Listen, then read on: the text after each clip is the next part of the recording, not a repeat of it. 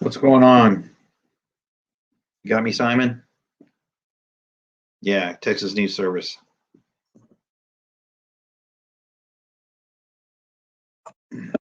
You got me loud and clear?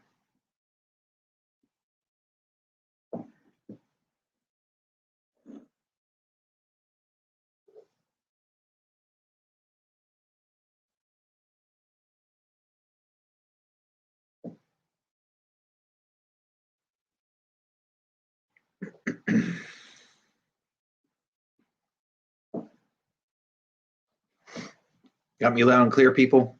Hey, Christina. Thanks, Simon. Appreciate it. Thanks, Dustin. A little early here. Just wanted to make sure we had good comms. Hey, Lee. Good to see you, Lee. Lots of stuff going on in the world. Seems like things are moving along here.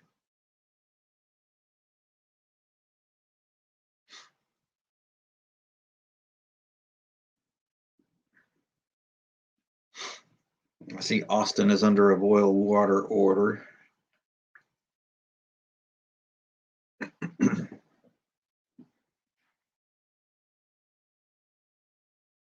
going to ask the mods to please, hey, Kentucky, good to see you. Ask the mods to please post links and all that entails, please.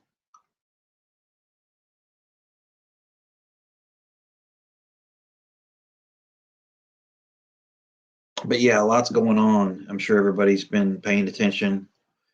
And I typically get my online news from Texas News Service, TNS. I'm sure a lot of y'all have heard of it. It's a pretty reputable source for news, in my opinion.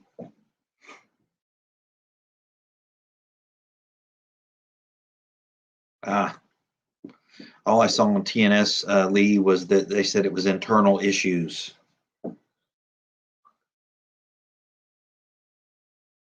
But I believe it.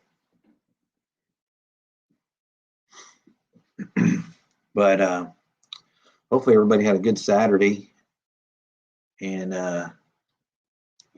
got some stuff done and got to maybe enjoy some time to relax a little bit if you were able to do that. Oh, did they? Yeah, they're pretty hard on the guy.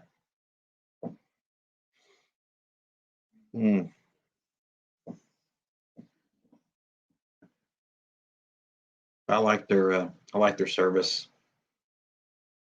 and their weather and everything.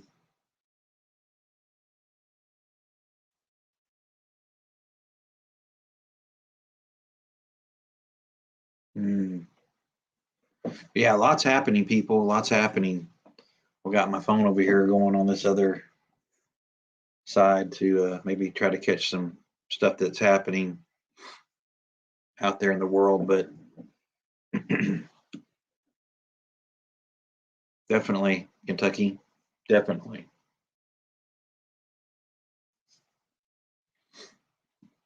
It was a pretty basic day for me, but I got some stuff done.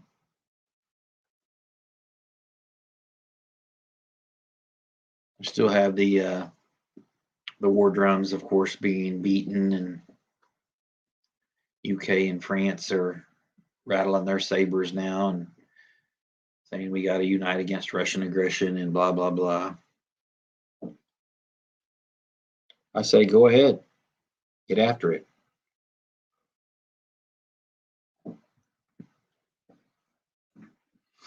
Hey Amanda, good to see you.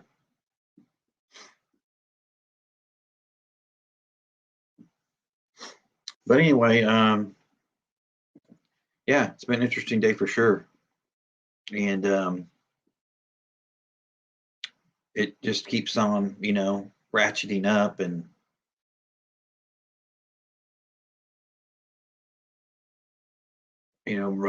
while we keep running our mouths and stepping in traps. Yeah, I saw that, Simon. Hey, Tactical. Um, but yeah, we keep stepping in the traps, and it's just part of our whole prepping scene is anticipating events like that, and and enhanced you know temperature and rhetoric and propaganda from different sides, including our own, who you know seem to be hell bent on getting us into another war. Hey, Red Scout, good to see you. I still think this thing stinks to high heaven, but that's just my opinion.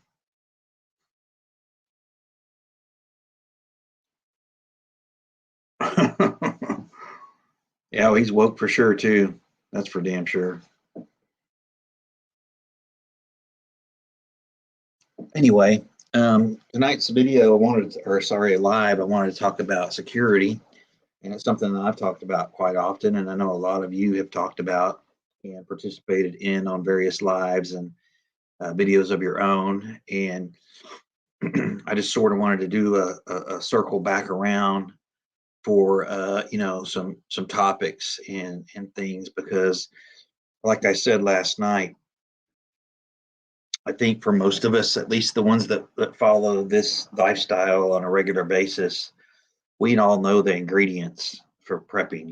We understand the goals and the needs, and we sort of just need to know. I think some of us on how to throw those ingredients in the pot and how much to use.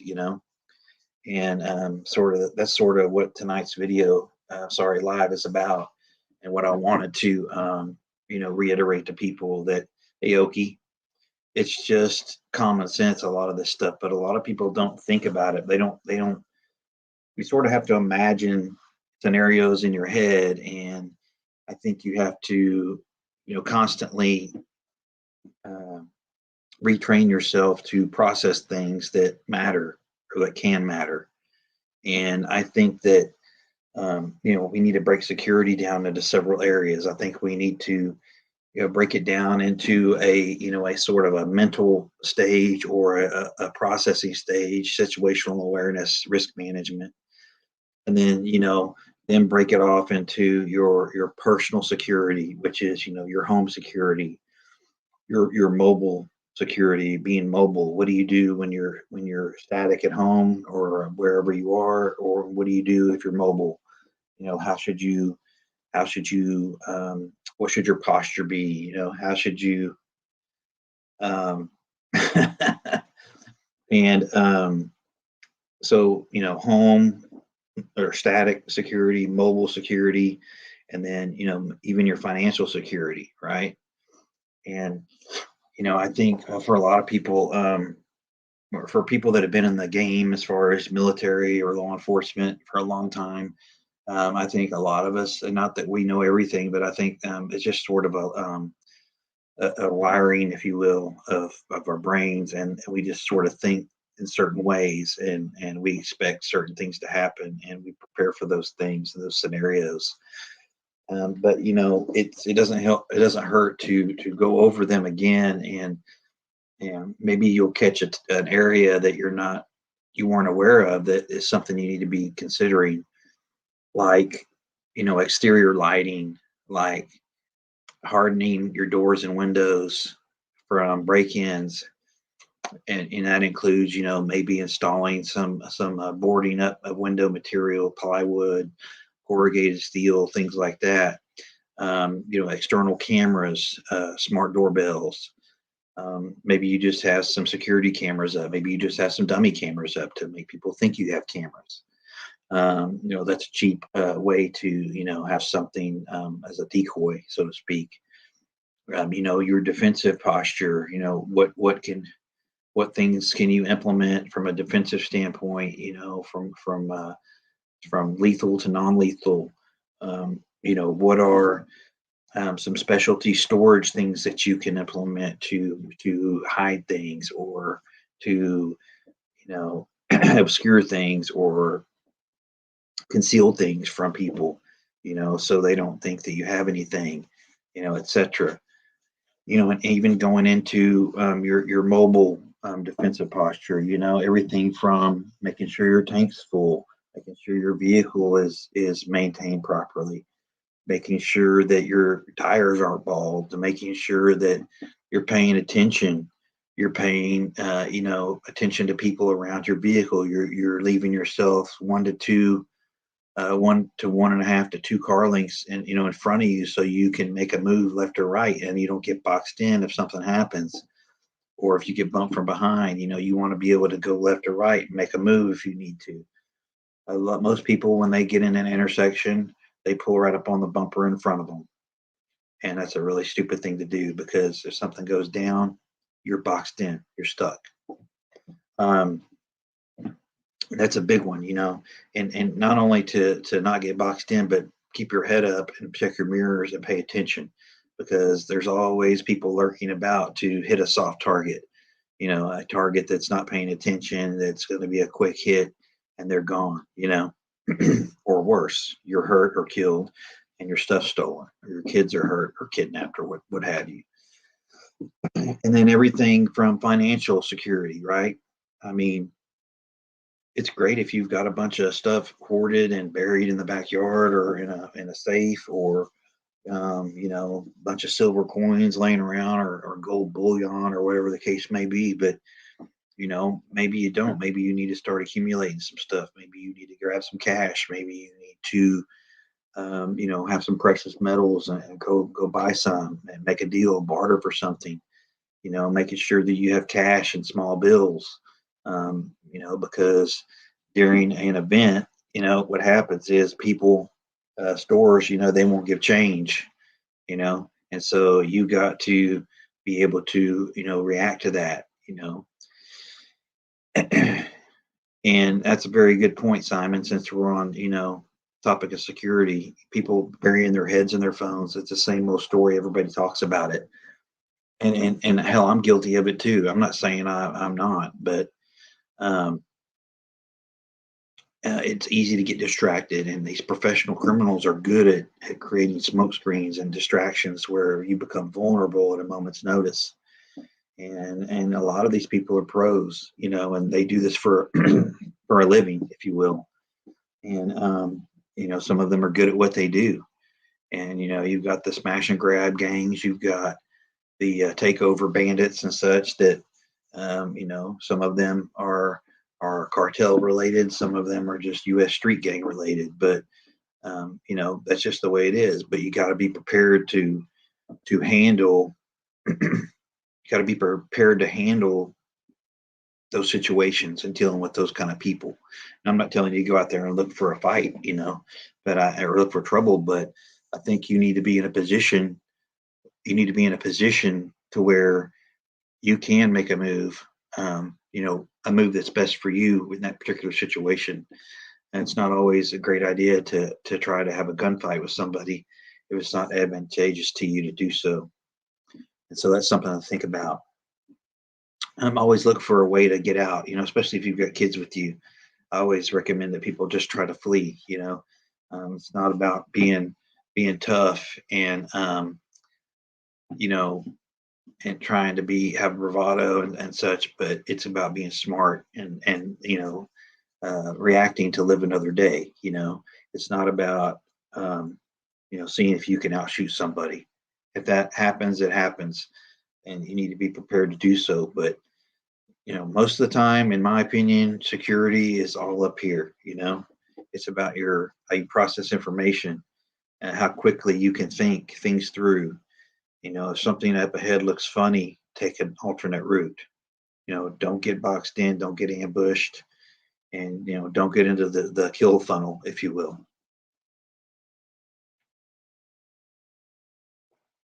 But up here, situational awareness and good judgment are going to keep you out of a lot of situations.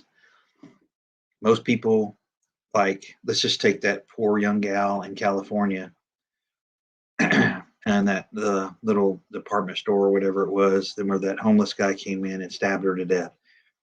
She was on the phone with a friend or texting a friend, and she knew for a few minutes that this dude was sketchy and that she had a bad feeling about it. She should have got out of the store.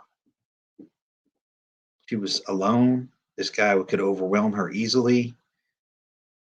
She should have bolted. Now I'm not. Please don't think I'm just passing judgment when I'm using this for as a training aid for people to wake up and listen to your instincts. Listen to that voice in your head that says, this ain't right. Something's going on here. I need to vacate. I need to evacuate out of here. Um, People have to be able to do those things. I've done it before. I've I pulled up at gas stations or whatever and wanted to go in and get maybe a drink or something, a Monster, and saw what was going on outside, and I was like, no, I'm good. I'm just going to go to I'll go down the road. I can wait. So just, being able to process situations and knowing what's going on, check the lighting, check the amount of activity going on. If it's a dim lit place and there's a lot of people walking around, lurking about, you need to be ready to make some alternate decisions there. Exactly, Lee. Trust your gut. If that young gal had just walked out of the store and, you know, called the police, I don't know, call for help, she'd be alive today, most likely. But, here she is trying to make a buck, and, it's just sad. It's just sad. Hey, Sherry, welcome. But again, you're probably going to get sick of me hearing me say it, um, use your brain.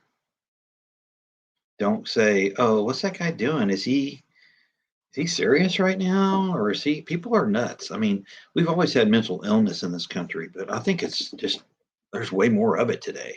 I think the volume is way up on mentally ill, people that walk among us. And I'm not making fun of the mentally ill. I'm just saying that you have to be aware that there's people out there that are very unstable, and depending on where you live, you know, it could be worse or not as bad.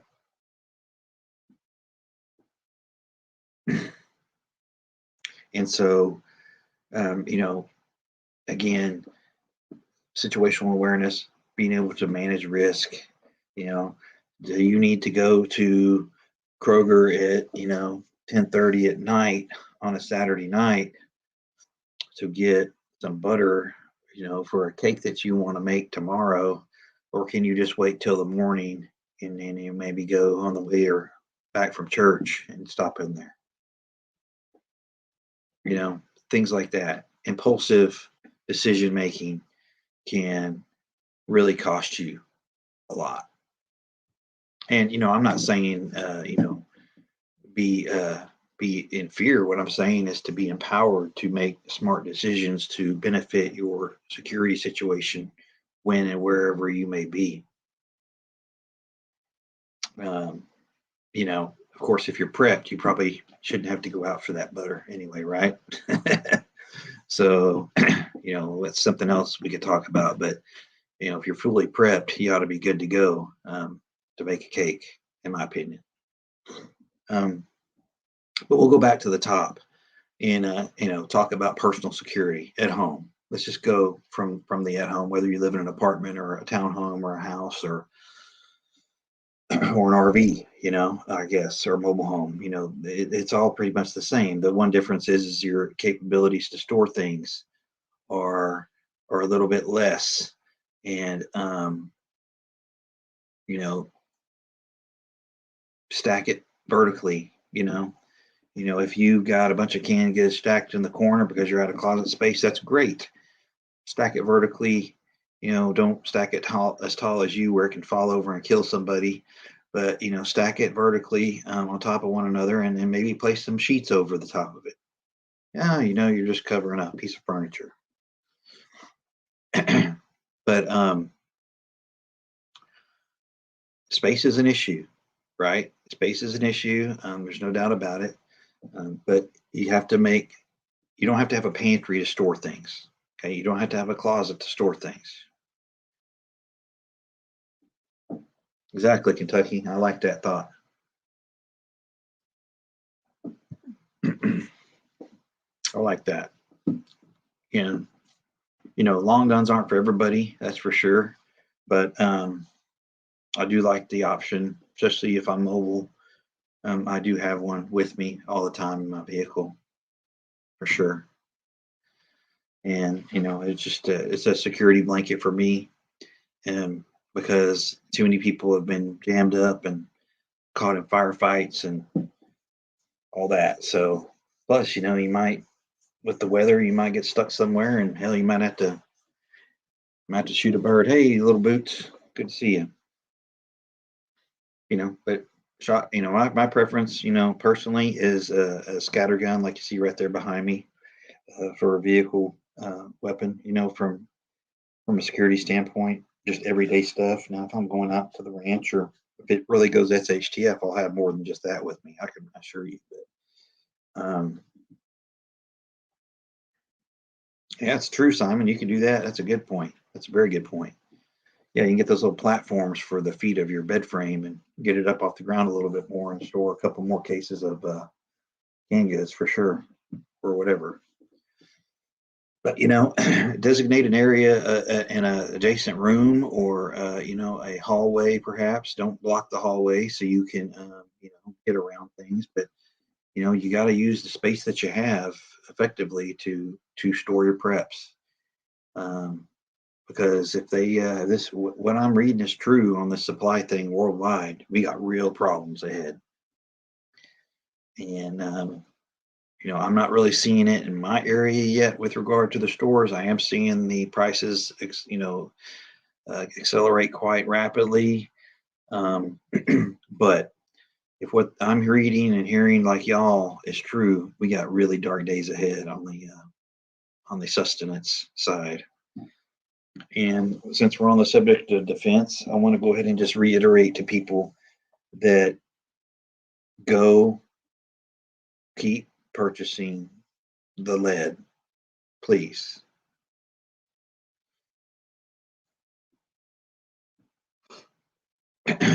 And I don't care if you can afford, one box of FMJs at $20 for 50, you get them. Okay. I prefer, defensive ammo for SHTF, but you buy what you can afford, right? You trade for what you can afford. You do the things that you can do. All right. You don't have to try to keep up with people that have been doing it 5, 6, 7, 10 years. Okay. Because these people are way ahead, and that's just the way it is. But you can get started. It's going to get worse for sure, Kentucky. And I'm very thankful that my area hasn't seen the shortages yet, but I do think it's on its way here for sure.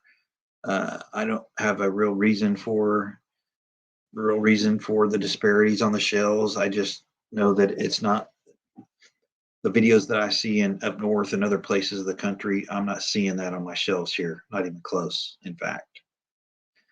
But it's probably coming, so I'm preparing for that day to hit. But yeah, food, over the counter meds. Don't forget the anti-diarrheal stuff. Don't forget multivitamins. Dysentery and diarrhea is something you definitely don't want to die from. And trust me, in an SHTF situation with water the way it is, with the possibility of people not being able to, clean their hands properly, you're going to have a lot of issues. And that is not something that you want to go down with. Trust me. If you want to soup up your medical kits and you can afford it and you can get your hands on the stuff, then why not? Get what you can get. Just make sure that you have somebody that's qualified and capable to put that stuff into use and practice. Don't try to go, MacGyver and they do some, field surgery on somebody that you have no business or training, in doing so, because you'll just hurt them worse. Hello, CJ. Hello, Farmer's Son. Good to see you. Hello, Alan. Good to see you. I appreciate everybody being here. So, exterior lighting. A lot of people don't have any backup power, or they maybe have a little porch light or something. That's better than nothing. But if you don't have any solid backup power or backup lighting candles for your house, one thing is you can go get some of those solar, like walkway lights. And what you can do is charge those things up out in the sun during the day, and you can get them cheap. You can get them at Dollar Tree, but bring those in. You can use them for light inside your house if you need to.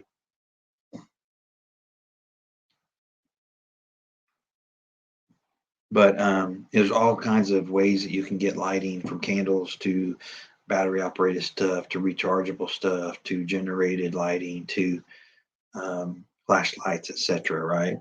Crank flashlights, etc. Lanterns, propane driven stuff. There's all kinds of options. But if you can't go get if you can't go get some solid backup lighting, hello Bonnie's.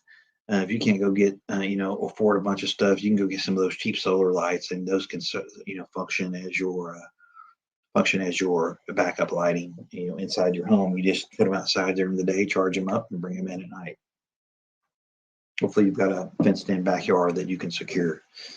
Hardening of doors and windows. Don't forget the long 3-inch screws. There's a lot of videos online about how to reinforce um, door frames and things like that, door jams.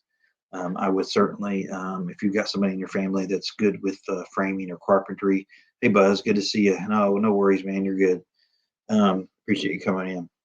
But yeah, hardening of doors and windows is huge, and we talked about it before. I would certainly entertain the idea, if you own your home, of going in and getting some plywood or OSB pre-cut to fit your windows, and then label them, and be able to board up your windows from the exterior should something break. And you got to be able to do it quick, which is the reason that you should pre-cut them based on measurements of each window, and just have them stored in the garage or in the back or something like that. Don't be afraid to put a little graffiti on them, because that might look like somebody's already been there. You can see a lot of videos on that. A lot of people are talking about hardening of homes and door and window openings as well. And people, if you don't have any way of viewing your front door, whether it be a smart doorbell or other type of camera, and you don't have a peephole, please go to the Home Depot or some hardware store and get yourself a peephole. They're like 10, $15, and it takes about 10 minutes to install. Don't open your door, cold to people that you have no idea who could be there. I don't know how people live like that. Yeah, you're right, Kentucky. That's true. That's true. And a lot of them have the quick release pins so you can get out if there's a fire. Those are pretty cool.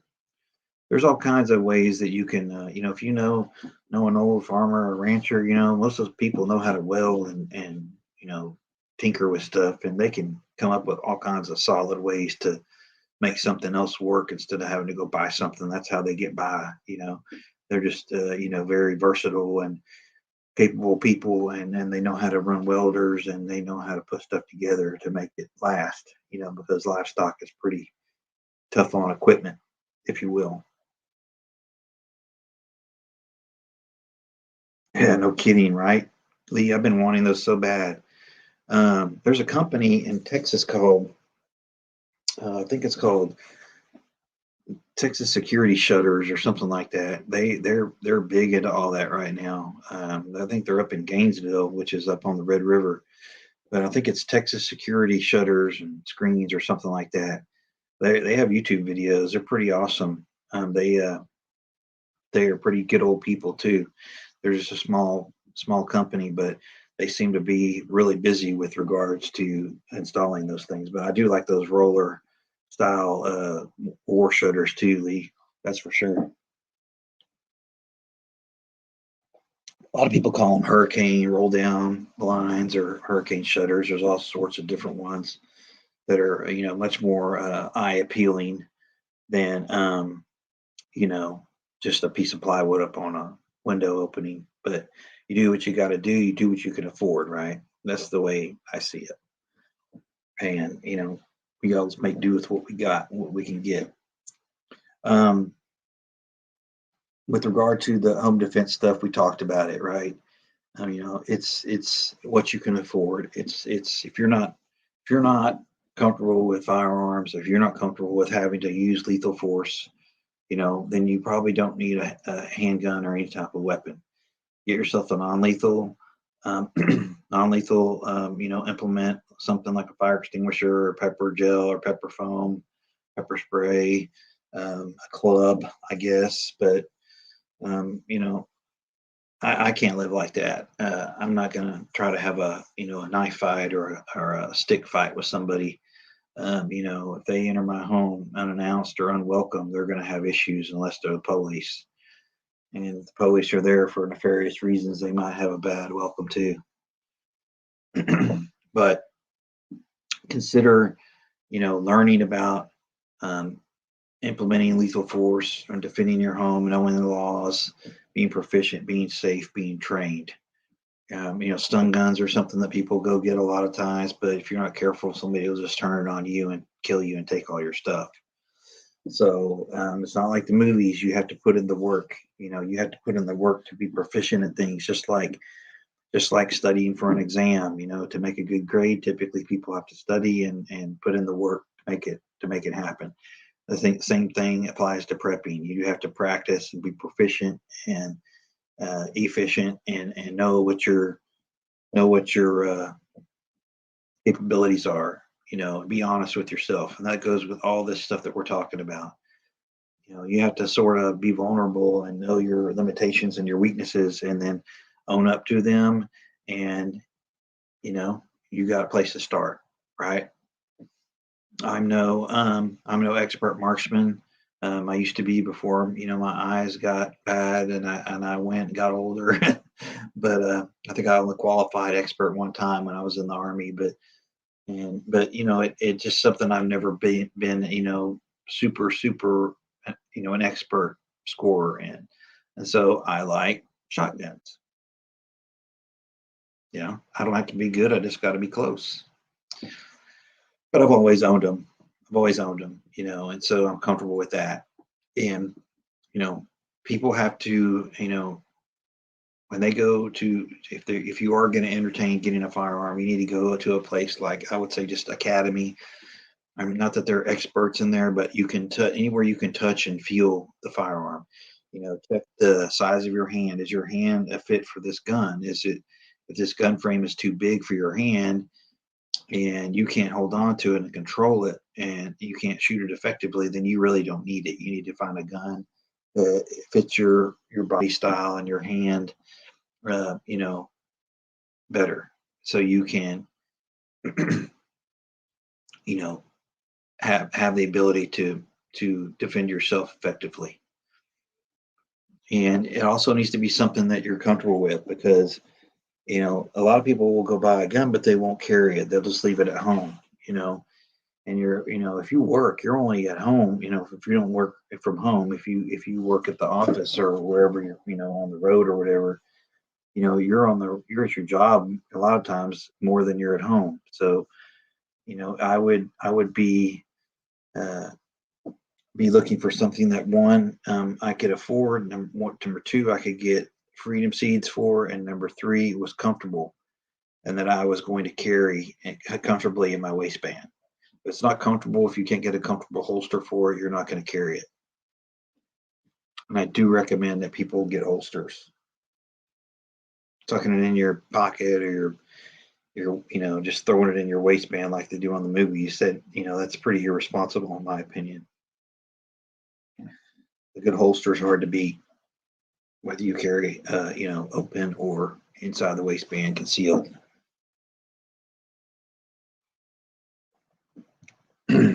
Along those lines as well, with the buying the lethal defense stuff, be sure you grab. Usually, a lot of these firearms only come with one or two magazines, two if you're lucky. Um, so be on the lookout for extra magazines. and not only have them, but load them. Yeah, I know, Bonnie's. Women have all the cool stuff when it comes to holsters. Yeah, and Buzz, that's true. I've got all kinds of holsters. I've got leather holsters with thumb latch. Uh, I've got the Safari Land, hardcore duty holsters. I've got the Blackhawk, level twos. I've got the little stealth operator with, no active, tensioner, but it does have tension to it actually. But yeah, I would definitely get yourself a decent holster and research it, talk to people that know. Um, I've got a lot of different options when it comes to holsters, but typically, I've shown it before in a video. I typically just carry inside the waistband, appendix style, with a little hybrid Kydex and a leather backed holster. It's great. Yeah, I understand. I understand, Lee. But anyway, buy extra mags and load them. Okay. Um, you know, we talked about this last night a little bit about being innovative on how you store things, right? And to me, this sort of wraps into security because if you get broken into and you're not home, you want your things to be secure. And a lot of times what they'll do is they'll look for obviously a safe or some kind of lockbox, and they open.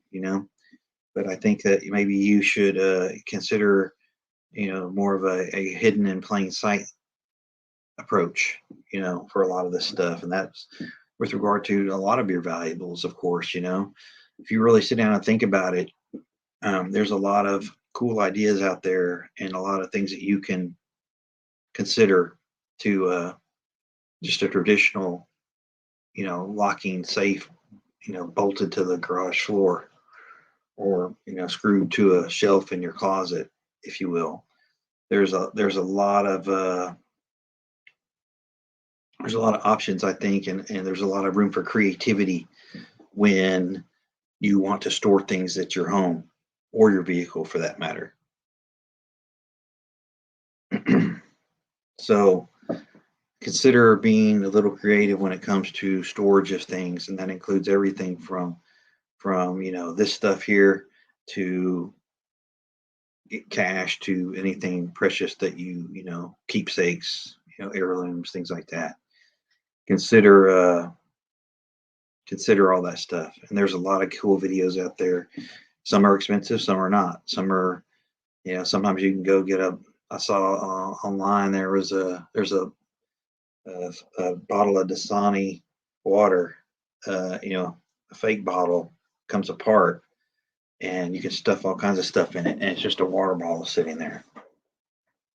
You really have to know what you're looking for to find that thing and open it up. Oh, CJ, there's ways. If you're if you have the space in your house, you can definitely make things happen. Hmm. Yeah, exactly, Kentucky. Yep.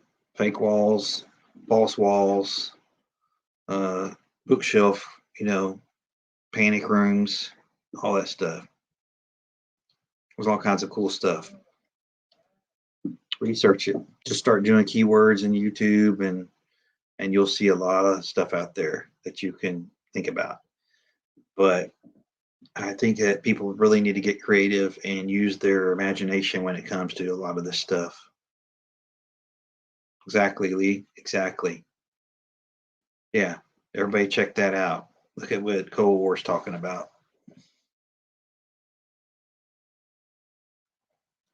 But also think about if you have to go mobile, right?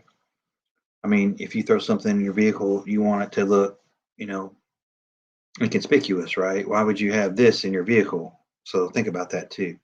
Bottle of water. I think that's pretty cool. All right. Good night, Amanda. Thanks for stopping in. Um, so again, being creative with storage of things, right? Be smart about it. Be creative. If it's your home, just think about it. Think about it. Mobile, being mobile. We talked about it, right? Don't get boxed in. Use your mirrors. Be deliberate with your posture, right? What I mean by that is, I mean, you are actively on alert when you're driving, when you're at an intersection, you're looking around, you're checking your mirrors, left, right, ahead, behind you. When you're driving down the road, you're keeping some car lengths between you and the one in front of you. You are, again, scanning your mirrors, you're seeing what's ahead. When you're driving, you don't look at your front bumper, your hood ornament or whatever, or the front of your vehicle. You look ahead down the road so you can react to something that may occur. And you never know. You might see something going on up ahead where they got the damn road shut down. You need to do a quick U-turn to get the hell out of there and not get jammed up in it. Stuff like that. It's not always about a shootout, but just keeping you out of a jam should something occur up ahead. If you're not in your phone and you're paying attention, you're probably going to avoid that. Exactly, Kentucky. Yeah, I wouldn't know what you're talking about, but that sounds like a great idea, Kentucky.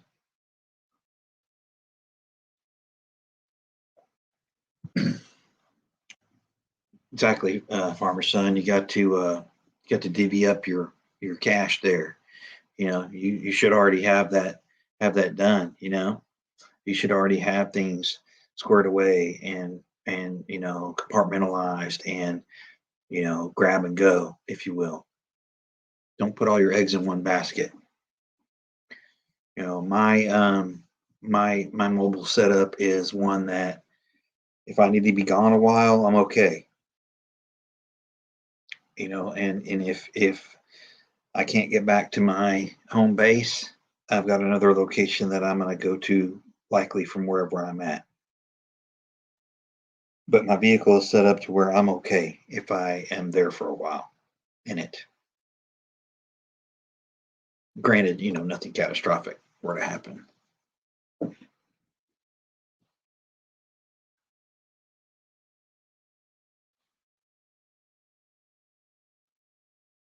All right, good night, Buzz. Thanks for coming.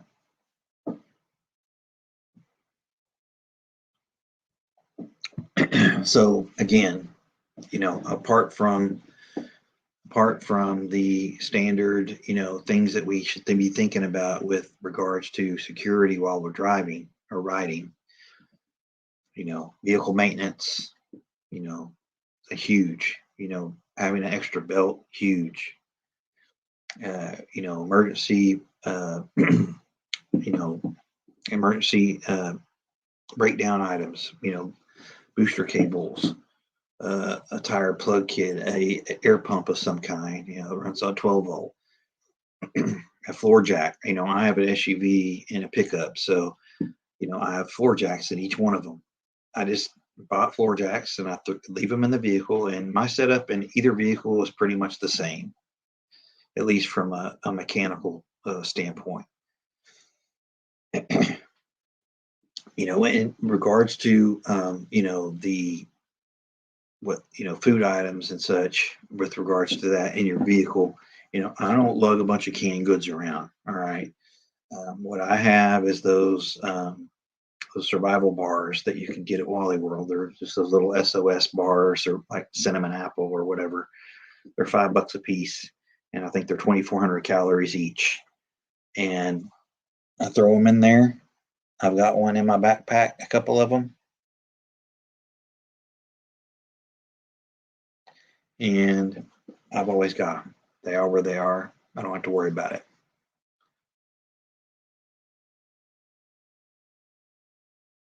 Well, I'm not necessarily talking about bugging out. Tactical, what I'm talking about is if I'm on a trip, or if I'm, going to the ranch, or if I'm away from my home base for, the weekend or whatever. I've got stuff with me where I can make things happen and make moves. So that's kind of what I'm talking about. I agree with you that I'm at my home base too, but if I'm not going to quit living my life, and if I'm out and if something goes down, you know, I'll be okay, at least temporarily. But um,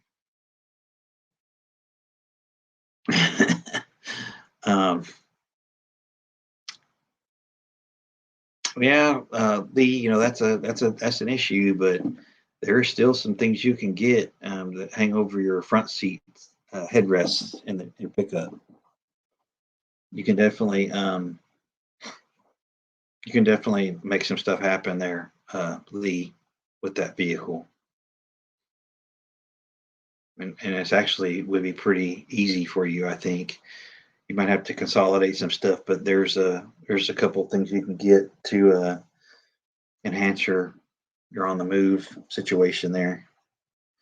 But yeah, tactical, exactly. I have a setup in my vehicle where I'm okay for a while as long as I don't get blown up or whatever, and I can either get to my secondary or I can get back home.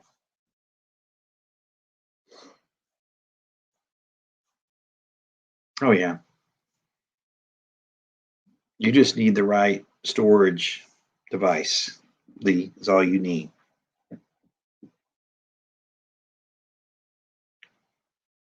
And I would look for an SUV style over the seat uh, zippered cargo storage bag. I've got one in my Forerunner.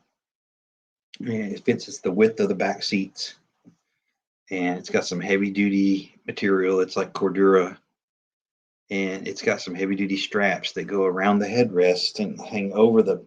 It'll hang behind your front and passenger seat on the back, totally out of plain view. Totally out of plain view, and I can send you a link to that, Lee, if you want, and you can check it out. But it's definitely a must have if you have tight spaces.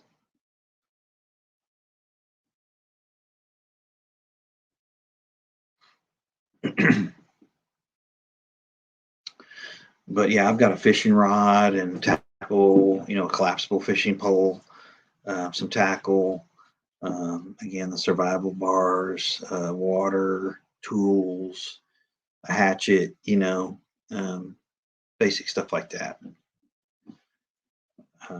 Blanket, you know, all that stuff, towing hitch, uh, tow strap, rescue strap, some tape, some baling wire, you know.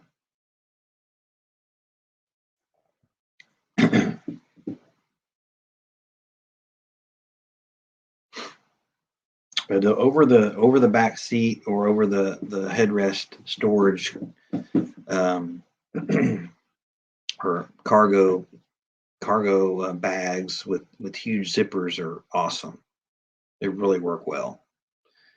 Hell, I even got like a camp shovel in it, and boxes of scattered lead and all that too. And it's out of the way. It doesn't take up any room because it's all vertically stacked in that bag. Totally out of plain view. But yeah, I'll send you something, Leroy, on that. um, that takes me to financial security, right? I know that everybody's in a different position, probably than the next guy or gal, but um, hmm, that's nice, Alan. Um, but financial security is big too, right? Not only am I talking about just a bunch of dollar bills. I'm talking about the precious metals, the lead, the barter items, the sin items that you can trade for. I mean, that's sort of financial security too, in terms of SHTF, because you can trade something. People aren't going to quit being alcoholics because there's SHTF. They're going to find a way to get it, just like drug addicts. find a way to get high. It's the same situation.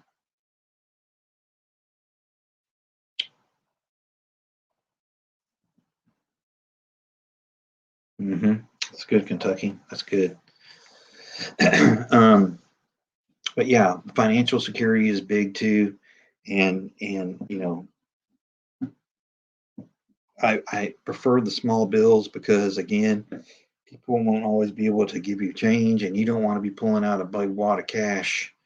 You know, if you're ever in a situation where you have to purchase something during SHTF like that, guy walking around with some $1 bills, so what? I'm not gonna mess with that dude.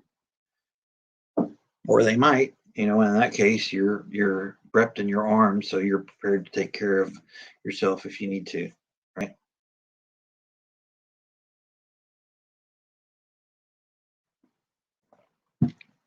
But in this day and age, with enforcement starting to um, sort of, it looks to me like lean on the side of the powers that be versus the citizenry. I think you might be well advised to consider number one, OPSEC, and number two, like I said, being creative with how you transport and store things. OPSEC is huge, especially now. Like I said, enforcement is heating up, and it's unfortunately, I think that there are some that are left in that arena that are going to follow the orders of the hierarchy, the Politburo, versus doing the right thing for with regard to the Constitution. We all know that they are selective with who they target and who they prosecute, and they are already criminalizing opposition behavior and opposition rhetoric. Look what they're doing to these truckers up there now with the GoFundMe debacle and all that. Good night, CJ. And again, I'm not trying to get political with it, but it is what it is, right? We all know what happened with the GoFundMe thing. They were leaned on by certain governments to stop letting them do what they were doing and to hurt them financially, and so they did.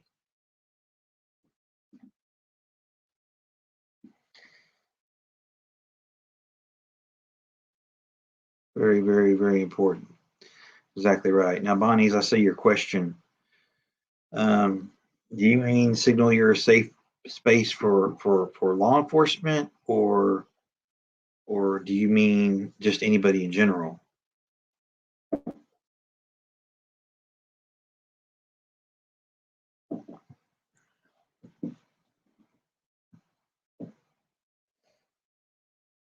Here's the thing with me being former law enforcement, and I do have some things currently that support law enforcement at my home. But here's the deal: uh, if it seriously goes up and we get into a conflict situation, and the balloon has gone up, I'm not going to have anything out of my house out on display that says I'm either pro or con to anything. And I would certainly advise others to take that same approach. When SHTF occurs, apart from your mag or your family or your close neighbors, you need to be straight up gray, and I mean gray.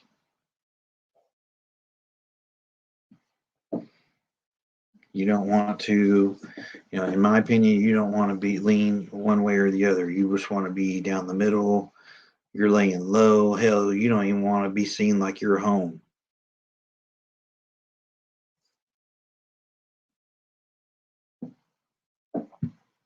But I don't have a lot of stuff on my vehicle. I have a couple little things, but if it really hits, I'm taking it off.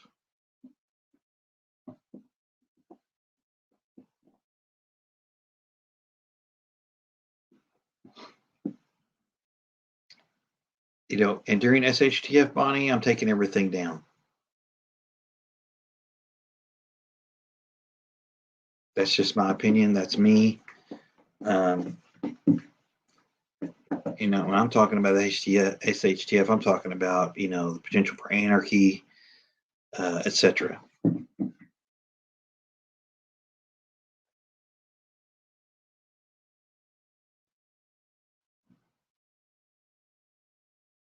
Mm-hmm. That's a good point, Lee. But, I'm not trying to, give off too much information during SHTF for sure.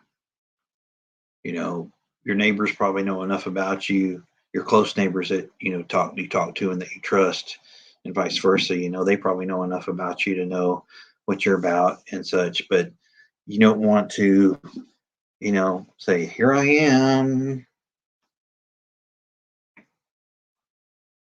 I want them to guess, and they're going to guess wrong, most likely.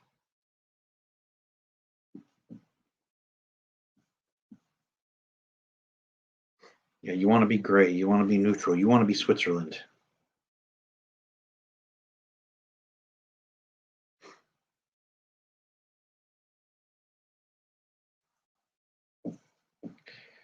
And I'm going to go ahead and just say it. I mentioned it the other night. If you if you live, whether you live in the country or if you live, in the city, and I think and SHF does occur. I think you need to be really careful about how you move around at night and what you show. You want to keep your light discipline, down, and you want to keep your light signature down and your sound signature down. You want to be really, really quiet and lay low at night. But pay attention.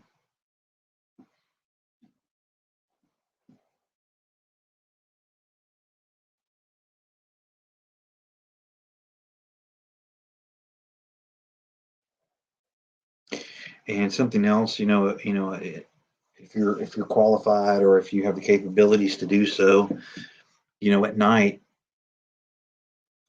try to get up on a high point of some kind and be able to see what's going on around you. Don't get up there with a bunch of lights and say, "Oh, I'm just looking on the street. What's going on?" You want to be able to work in the dark, safely. I'm not telling you to go up there and fall off the roof and break your neck, but you need to be able to try to gather intel if you don't have any other way to do so.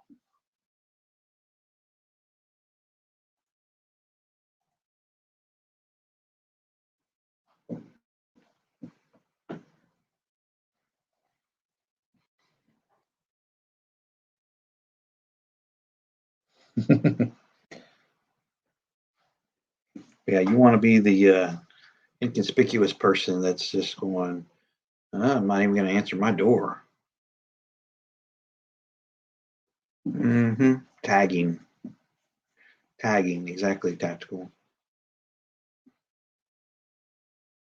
And this is where some two-way radios might come in handy if you've got neighbors that are of like mind and spirit. If you've got some couple of two-way radios, you can each have one, and maybe you can communicate that way on a low volume setting. And you can help each other out. I would certainly consider that if I were you guys and gals.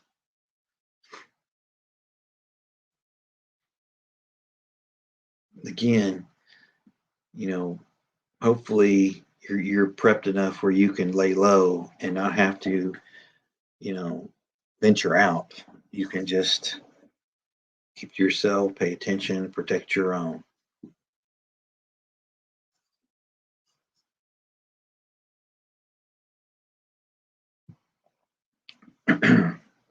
But there's tons of good information in this chat. It's certainly not just me. Hey, off the wall, good to see you. there's a lot of good information, but people need to up their security game. Okay, it needs to be upped seriously, and I think you don't need to wait. I mean, I'll be honest with you. If I don't know, there's a lot of people that just don't believe in firearms, and it's not always about firearms either. It's about using your head and being able to process information and react in a calm, effective manner. And so, a firearm is just an extension of your security apparatus, and you still got to be trained, and you still got to know when to implement it, and how to do so effectively and all that. So be smart when it comes to that, but don't be afraid of it. Be empowered, get training, learn how to do it effectively. And again, you go get what you can afford. And OPSEC, COMSEC, all huge because with the quickness that information travels now, the instantaneous. Hey, Lisa, but the instantaneous, uh, way that things travel now, communication wise, I mean, it's really hard to keep anything quiet, honestly.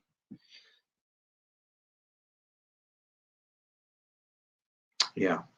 Have a plan, on this date you go odd, on this date you go even, something like that with the frequencies.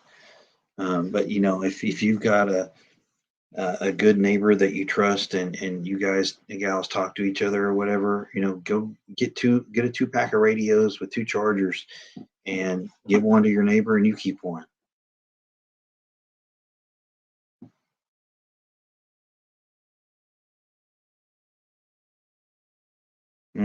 Yeah, you're probably not going to be able to communicate with that, Valerie. You have to get something really powerful.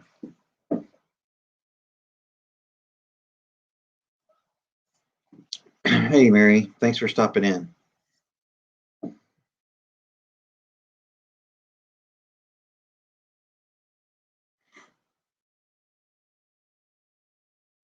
It's pretty cool, Lee. Pretty cool. You ought to do I don't know if you can do a video on that, but that'd be pretty cool. I don't know what the obligations are with you know, security on that, but I'd be pretty interested in learning that. Of course, Tactical did a little thing on tap code, which is pretty cool. Also on one of the Battlefield series, that was pretty cool. um, but a couple of two-way radios between friends, what's the risk? I mean, they're pretty cheap. If you're only going across the street or down the street or a neighborhood or over, and it's pretty well flat line of sight, it's not a bad idea, and they're pretty cheap.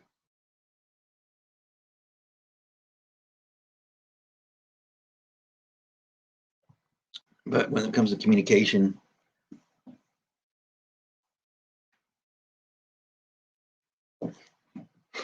but yeah, there's all sorts of different capabilities, all kinds of different capabilities with regards to radios and all that, signal strength and range, etc. There's a lot of different things that you can purchase. If you got the money, you can go crazy and get a $100 handheld radio if you want to. You can also get a couple of $20 handheld radios. The farther you go, the better radio you better have. That's what I'll tell you. Hey, Southern, good to see you. But I think Lee, you ought to do a video on that. I think it'd be a pretty good one, honestly. It's probably going to take a little bit to put that together, but I would definitely consider doing that on a video or a live, perhaps.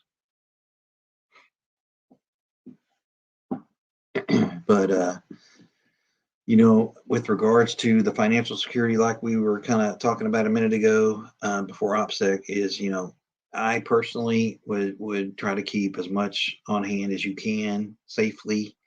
If you can secure it, properly, I would keep as much as I can on hand, to be honest, and take it out in little bits. Don't just go make a huge withdrawal if you have the luxury of doing that. I would just do it in a few hundred at a time or something. as to not raise suspicions. It was conspiracy, both. Well, I was law enforcement in the military.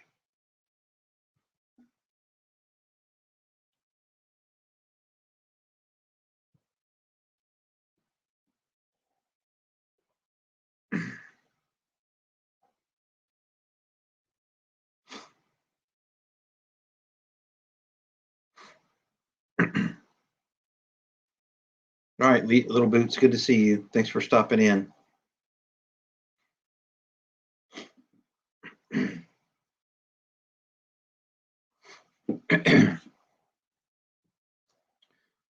Hello, Lisa. Good to see you. Thanks for coming in. Um, but a lot of this stuff is just common sense, people. I don't have all the answers. I don't think anybody on this, in this chat has the answers. But we can definitely learn from each other, and we don't have to complicate it, right? We have to, process good information and put it into use, right? And implement these tactics and these methods to better off be able to withstand an event or two that I think are likely coming.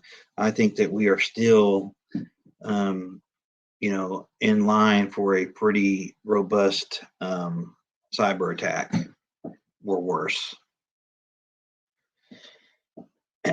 And I think that we could really have a bad time with that. Personally, I have I just have a bad feeling about the the level to which our society is dependent upon connectivity and electric, i.e., the grid. You have people that seriously don't have a clue, and I know y'all know this. I'm not telling people anything they don't know, but the best thing we can do during an SHTF event is to avoid people that are, of that ilk.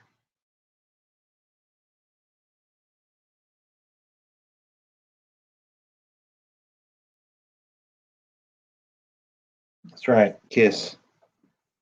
Keep it simple, stupid. Damn right. And here's the thing, if you get a knock on your door and you can see who's there, if they're not somebody you know, don't open the door.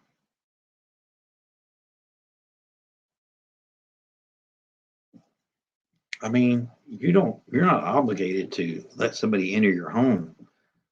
Now, if it's the law and they've got a warrant, they let you read it. Or maybe they'll just kick it in, with this, group of uh, politicians in there, and the strong arming of directors of different federal law enforcement agencies, and threats and dirty pictures and this and that. I'm sure they can get people to do whatever they want them to.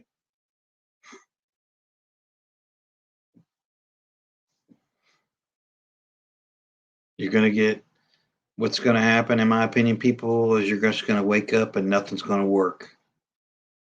You're going to be in the dark.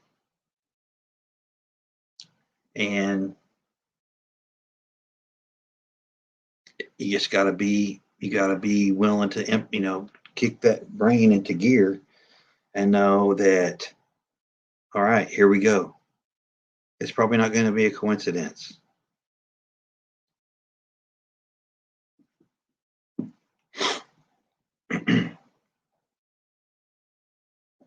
Yeah, exactly. Texas Prepped. You can click on the camera on that doorbell and just watch. You don't have to talk. Turn the mic off. Right? Use the technology to your advantage.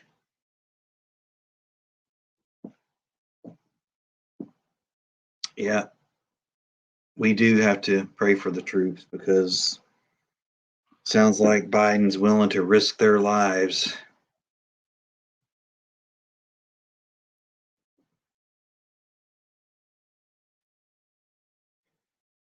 And, you know, it's just going to happen, I think. And people are going to have to know that it's deliberate and it's here. And you're going to have to go into the mode that you've been preparing to go into.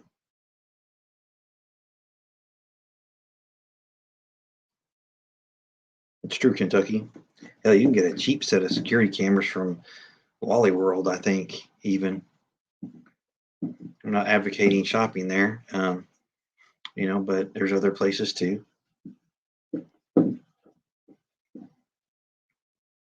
I mean, I still think that, there's probably going to end up being rationing if we actually end up going into conflict, active conflict with other nations, i.e., Ukraine and or i.e., Taiwan, which I doubt we will there. But um, rationing is in your future. Exactly, farmer son. That's a good point, and they are definitely useful for things other than wildlife. Yeah, exactly, Simon. Governments do this all the time. They get themselves in a jam. They they get in trouble domestically and internationally sometimes. And so, what do? Let's get a conflict heated up somewhere. And I'm not saying that I agree with everything Putin's doing. I don't. But if you listen to the man speak about the reasoning of why he's doing it, uh, I can't really disagree with him on a lot of what he said. And he basically said, I'm paraphrasing here, but he basically said, look, if I were to put missiles in Cuba or Mexico, you'd have a problem with that. Or if I was trying to get them to, join NATO or whatever, my my group, you might have a problem with that. And he went on to say that, the U.S. has been indiscriminately bombing and doing things all over the world for decades, and it's true. Um, and we just did things without authorization, and so I understand where he's coming from. A lot of what he said was true. I'm a proud American, and I support the military wholeheartedly. But it's usually the politicians that screw things up. And it usually has to do with the military industrial complex lining their pockets. And I'm not talking about just one party either. Party affiliation means about that much to me right now. I'm done. I'm the party of me. And you are going to see a level of panic and chaos to which you've never seen with the snowflakes and cupcakes that are going to be completely at their wits' end. I think most of them will probably overdose anyway, because it's just going to be too tough. Thanks, Lisa. I appreciate it. Um, they are nothing but an obstacle to what we need to get accomplished in this country. Um, I don't either, Tactical. We should have gone dark in this whole situation. They shouldn't know what we intend to do.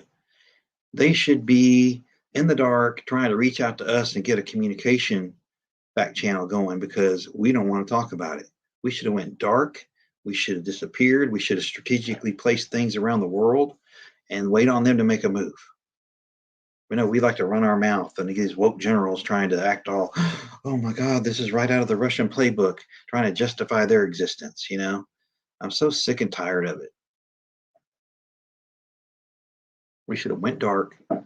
We should have shut down. We should have went dark on comms. And I bet Lee will agree with this. We should have listened and shut our mouths and used the intel community.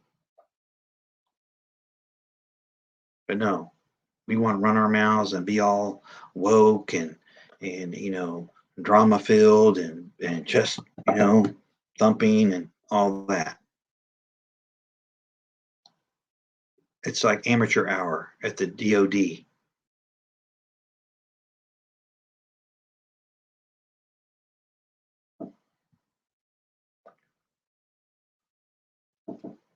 All right, y'all, coffee time. Y'all good to keep going, or y'all want to cut it off? I'm good to keep going if y'all want to. I'm just getting heated up, but I need to grab some coffee. So I'll stop my cam and everybody grab some coffee or whatever they're drinking, and I'll be right back.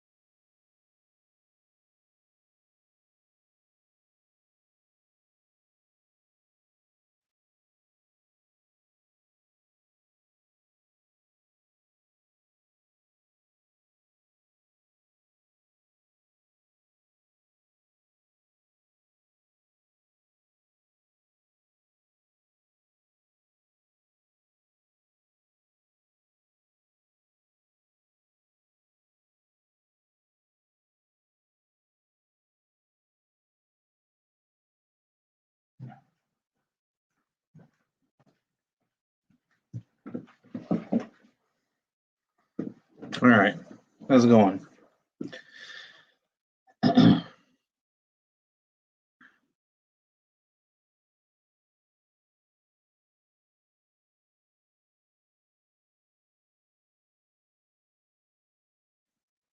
But anyway, yeah, we should have, in my opinion, good night, Alan. Um, we should have, went dark and radio silence during this whole thing. Let them wonder what the hell's going on. But All right, farmer son. Thanks for coming by. But it's like deja vu amateur hour at the DoD now. Here's a news flash for the woke generals and people pulling the strings up there at DoD. Nobody's scared of us anymore. Okay, we've been telegraphing and putting our capabilities on display from a tactical point of view for decades now. Real life. And guess what? They've been watching. And guess what else? They've been stealing all our data. So guess what? They can do it just like we can or better. So nobody's scared. Nobody's scared of us anymore. They can do what we can do. And it doesn't give me any pleasure in saying that for sure. But it's a lot more even playing field than people think. We were pushing people around for a long time. But when you have an enemy that's willing to stand up and push you back, it changes the dynamic. I'm not saying we don't have, very, very, lethal capabilities. Of course we do, but so do our enemies. But they're not scared of us.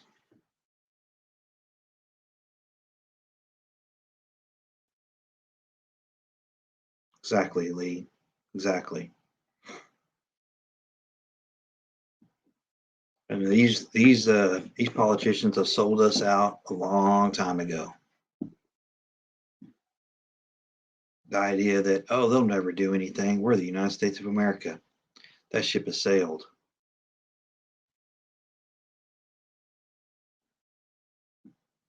And I'll tell you what, these damn snowflakes, I'm telling you what, they're going to be a problem for a while.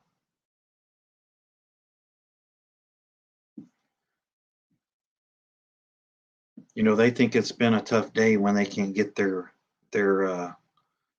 sugar-free latte from Starbucks, in a timely fashion. They think that's been a tough day.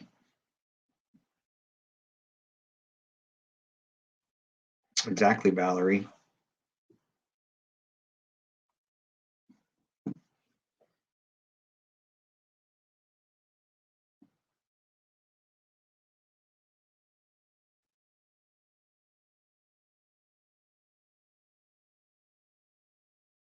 I'll be honest with you, people, soldier to soldier, we don't have much of an advantage either, if at all.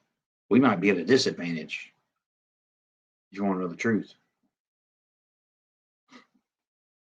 And I'm just telling you, people have set these kids up for failure. And that's why I tell people, that's why I tell people that, if you've got grandkids, or young children, you need to be able to talk to them and communicate to them with what's going on in the real world, and don't keep them in the dark, because they are not going to be told the truth at their learning institution, most likely. Hell, most of their parents aren't going to tell them the truth. It's all a big fantasy game, fantasy land, shell game, fantasy, reality show, But,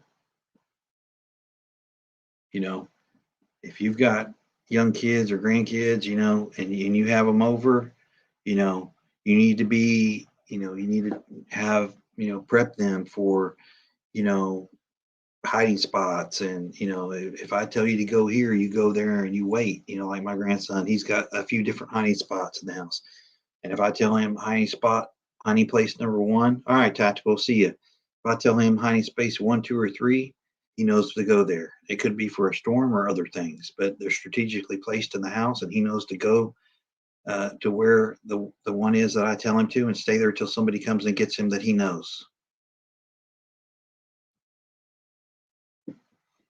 And it's just something that you do, and you have to take 5-10 minutes and train them on it, once a month. It's not that difficult. I'm not telling you to go scare the kids, okay? But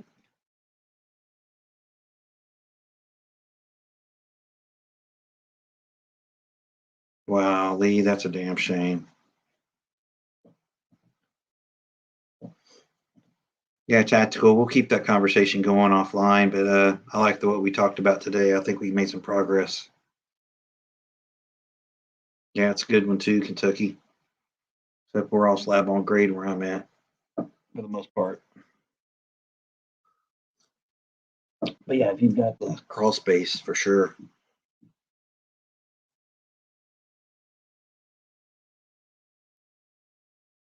Yep, exactly, Valerie.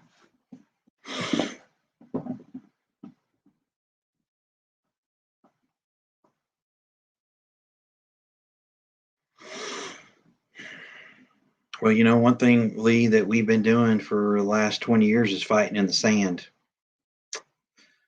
not the bitter cold of that region. We used to when we were in Germany, of course, but climate and geography matter.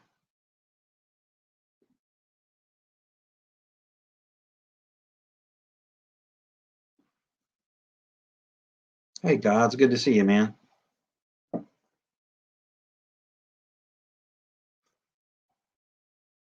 Yeah, exactly, Simon. Me too. But again, like I said, in my opinion, I foresee this thing just happening overnight. You know, and it is what it is, right? So you've got to be able to process that event and go into your you know survival mode, if you will, and implement the things that you've been training for and preparing for. And it might not make a hill of beans, depending on what happens, but um, at least you got a fighting chance, hopefully.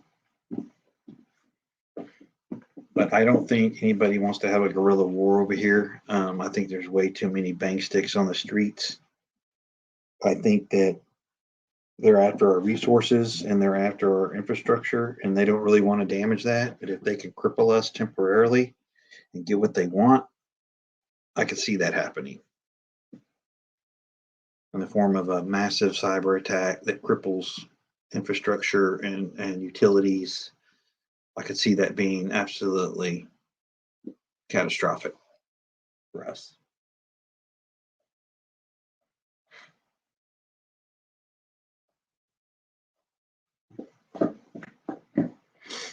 Mm, yeah, I believe it. I believe it, Lee.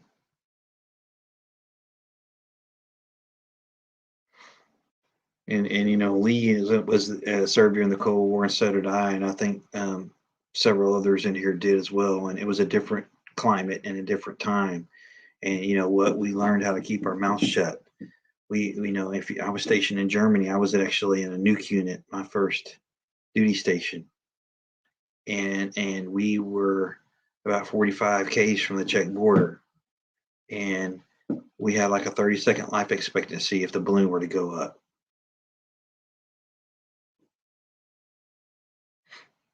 And we had all kinds of espionage activities going on around our post all the time in broad daylight. People taking photographs. Everything was valuable. A bumper number on a vehicle or a name on a uniform. Everything was OPSEC driven. You know, and my post was right in the middle of town, right in the middle of a city. But we were a full fledged nuclear capable artillery unit, self propelled, 8-inch.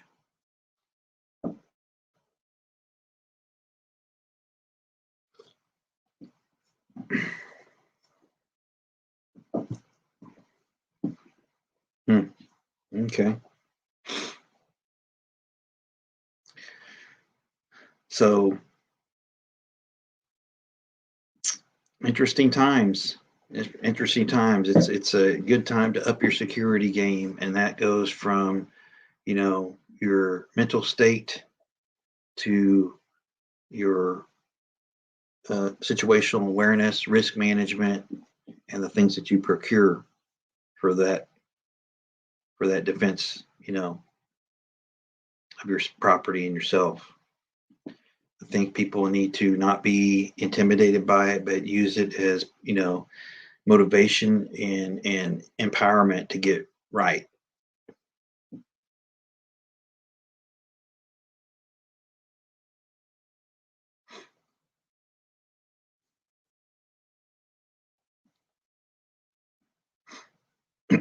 And we can't be prepared for everything, but with exercise of faith and clear thought and processes that have worked in the past and that people give you to be proficient and be prepared, I think you got a fighting chance. But you're going to have people, that you thought were your friends or that you thought, were good people, but didn't prepare, and they'll become animals overnight.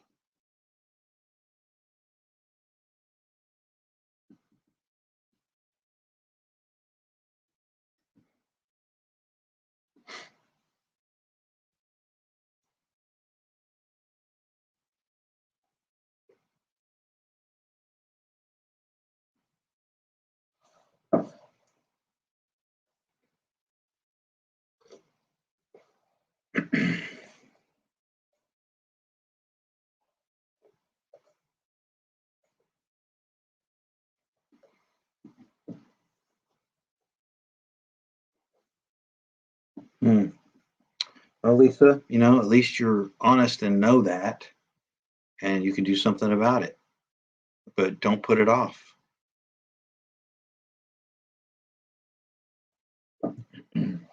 I've started making my trips count. If I'm going by a place that I know is usually stocked up on stuff that I typically use and need, I'll swing by there on the way back from a job or whatever. Good for you, Lisa. Good for you. And I put a video up, and I'm going to do it again just because I think it's an important video for people to watch, and some new people in here probably haven't seen it. But this video that Glenn Beck put out, let's see if it's still going to work. Yeah. In the chat, I'm putting a link to this video from Glenn Beck, and I really would like people to go watch this. Even if you're a prepper or a seasoned prepper, it's good for you to go watch. Did any of you in the chat go watch this video that I've been posting the last couple of days? Please let me know what you thought about it if you did.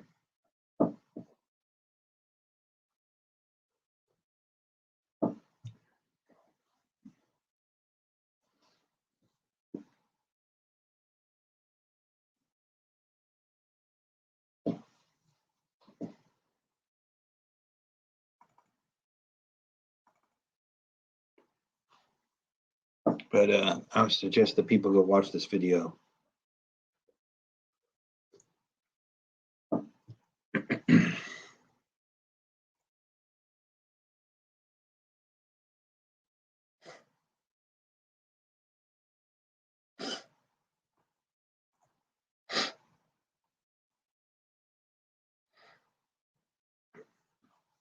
I've got a buddy again. I've got a former colleague who works at Mount Weather. If you don't know what Mount Weather is, look it up. Weather, like weather in the atmosphere. And it's a government continuity mountain. City in a mountain is what it is. And there's always activity in these things because there's many of them. Number one, number two, they're always being resupplied. Etc. Maintenance, things like that. These things are super old, most of them.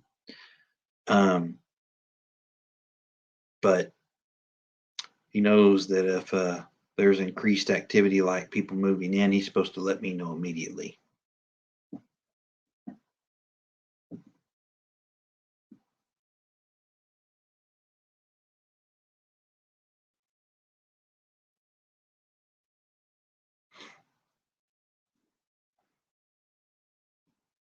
Yeah, it is. But and people there's different mixed opinions of Glenn Beck. I like his financial advice for one.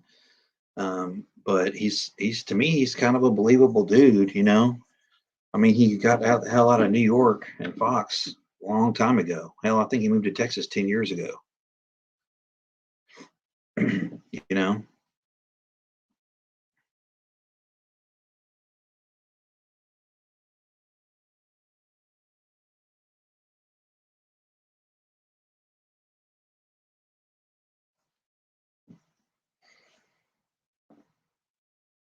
well, here's what I'll tell you, Valerie.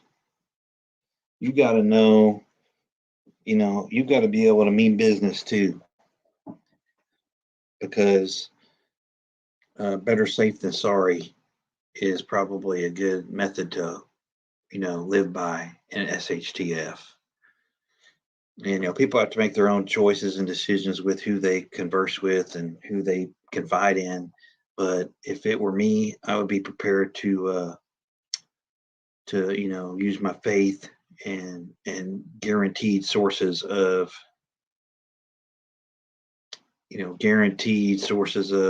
good information and reliable stuff.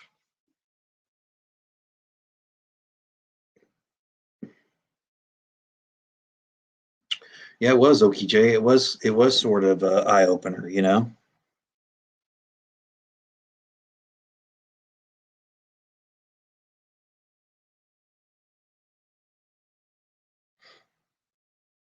Yeah, Glenn Beck I like Glenn Beck. I think he had kind of a meltdown at one time, but who hasn't, right? He's he got off the hamster wheel. And that's another thing, I talk about from time to time is that, you got all these big wigs and VIPs and high rollers out there chasing the dollar, just kind of lie in their pockets, getting that dollar, right? And if that's what motivates you, that's fine. But you got to understand that at some point, there's probably going to be a reckoning. And, I firmly believe that with what's coming, with what could come, you're not going to be able to be buying your way out of none of this. It's going to be about who's got stuff and who's willing to defend it.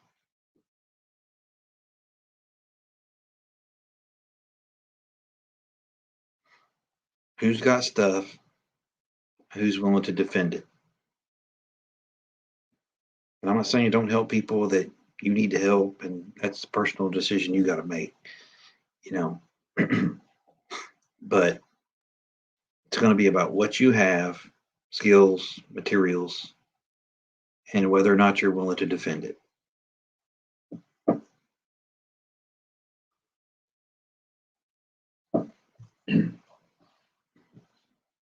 It's all good to have the bang sticks and lead, you're right. But if you're not willing to use it, it's probably going to be used on you. So if you're not willing to implement that device, don't pull it out.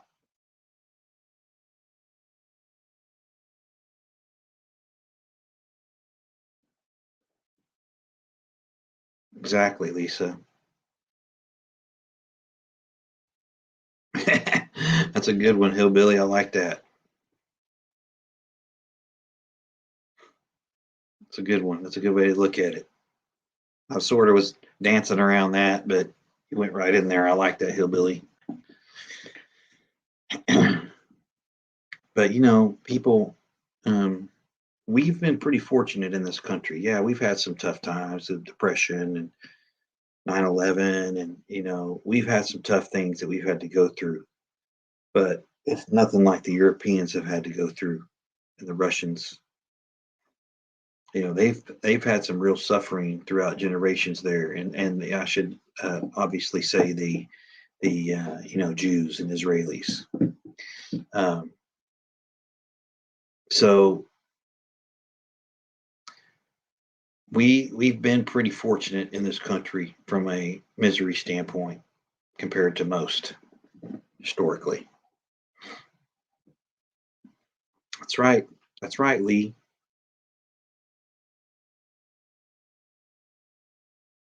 Be prepared to be tired and wore out.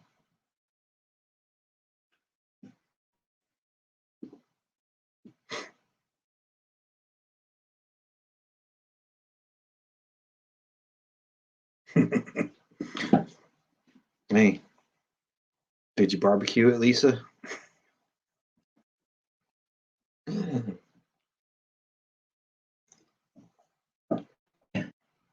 That's some good training, as long as you got plenty of barbecue sauce.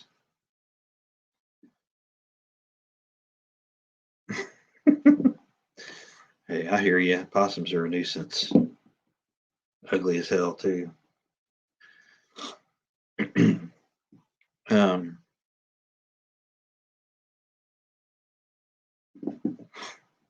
but oh, I didn't think so.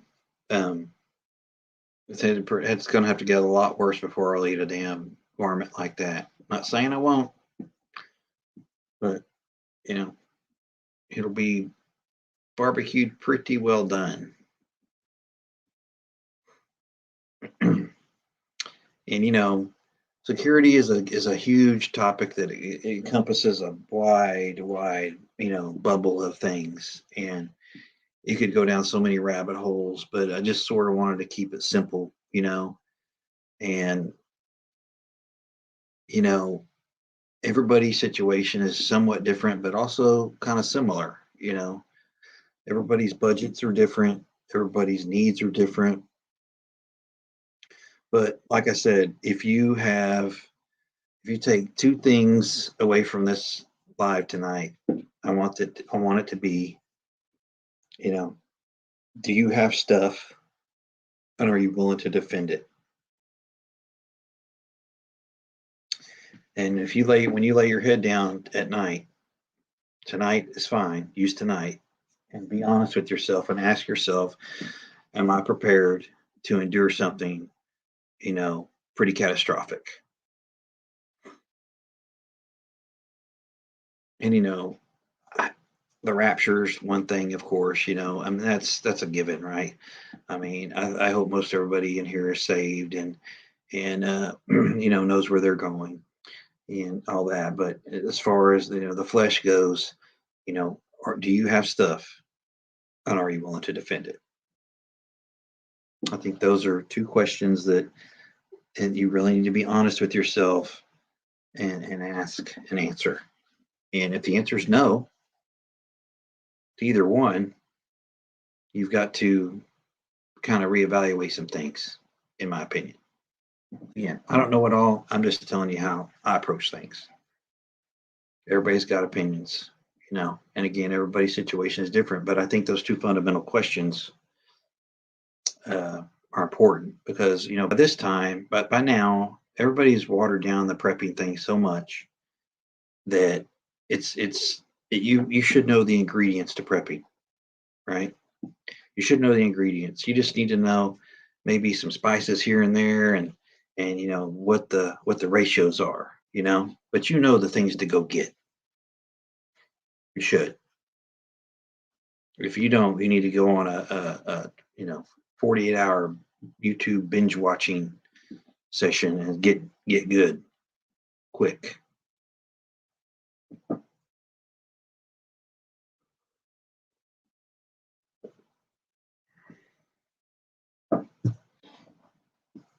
But I think a lot of people in this community, they can answer those two questions, and they're both resoundingly yes.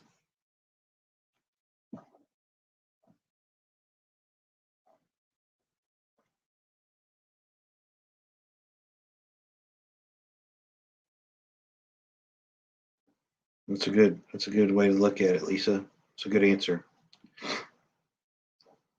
And Hillbilly, you're not wrong. You're not wrong.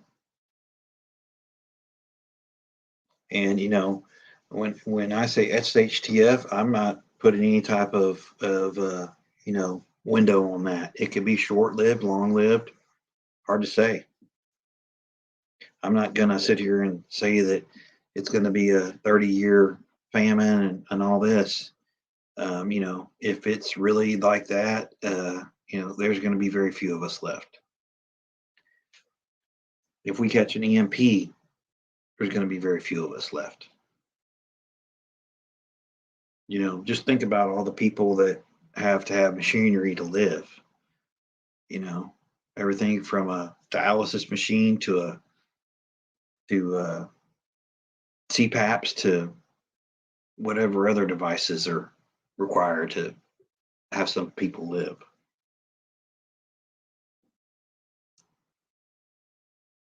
You know, none of this is set in stone and easy. I think a lot of people have hypotheses and theories on what they think is going to happen, um, but none of us really know. I think that this government, as well as most governments go, um, regardless of party affiliation, I think they're virtually untrustworthy completely across the board. You've got some real deal people out there like Jim Jordan. I think is a pretty real deal dude. Uh, I think Louis Gohmert's a pretty real deal guy. There's a Marsha Blackburn. I think she's pretty sharp from Tennessee. There's some good, solid folks. John Kennedy from Louisiana. Um, I like old Ted Cruz from Texas, but I'm not so sure. He's not just a smooth talking attorney. That's pretty smart. I don't give him a lot of rope. But there's a few up there I think that mean well and have good intentions. But at the end of the day, they're still politicians. Yeah, I like Crenshaw for the most part. He's done a few things that I wasn't real a big fan of. Yeah, I like John Kennedy.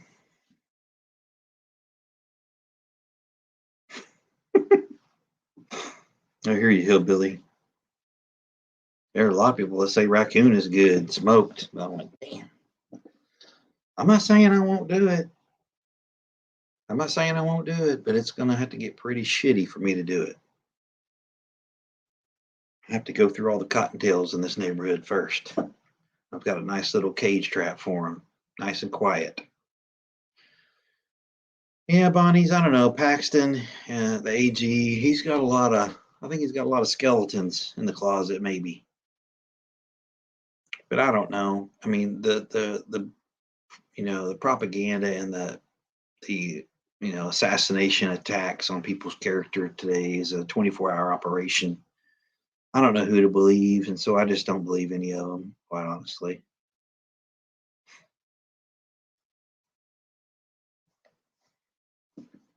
But I appreciate among us posting people's links. Please, thumbs up.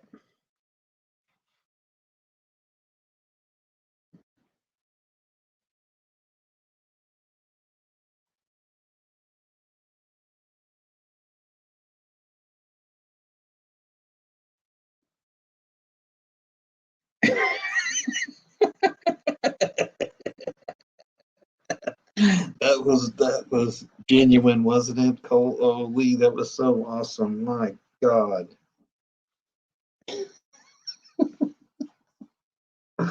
Oh, that was priceless. That was priceless. Oh, that was great. Oh, don't you know he made his constituents proud? Oh my God, what an idiot. Oh, jeez. Now talk about an oxygen thief. Now that guy should be the poster boy for oxygen thieves.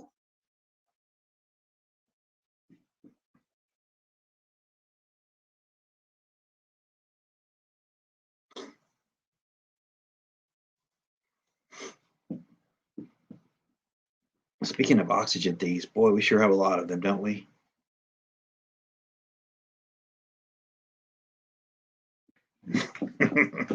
Yeah, hillbilly, I agree with you. I'm no math whiz, but that dog ain't hunting, is it?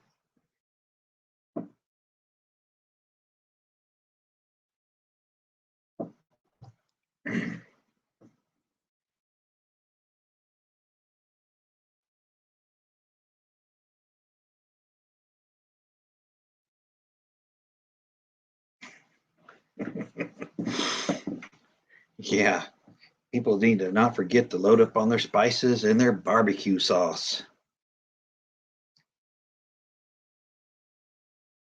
As long as you can bite into something that's go, it's just like chicken. It's just like chicken. Just tell yourself that.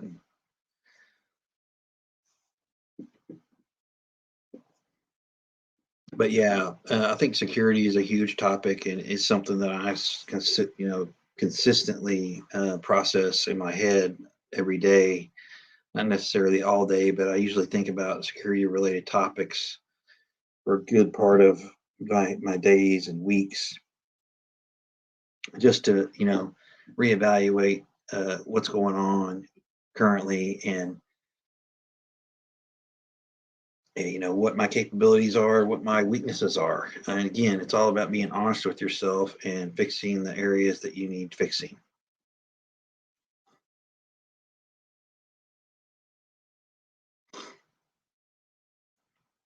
Oh yeah, they got leaned on pretty hard by the governments, probably ours and Canada's.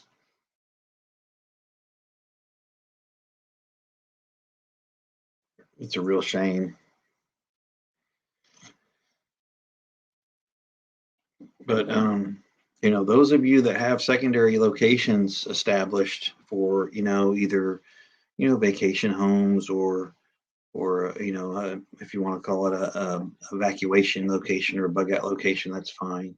But you need to make sure that those things are somewhat stocked and secure as well. Again, don't have all your eggs in one basket. Have that approach, I think, and I think you'll be better off for it.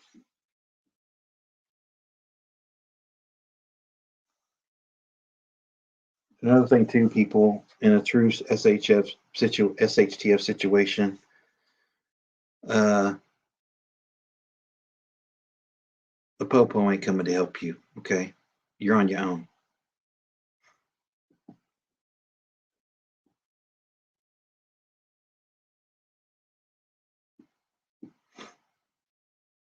And you need to be prepared for that. It's going to be it's going to be joyous to be able to watch all these snowflakes melt when the police don't come running to their aid when we've got an SHTF situation brewing. Or they will all rue the day, trust me. There's going to be a point in their lives where they're going to be begging for police.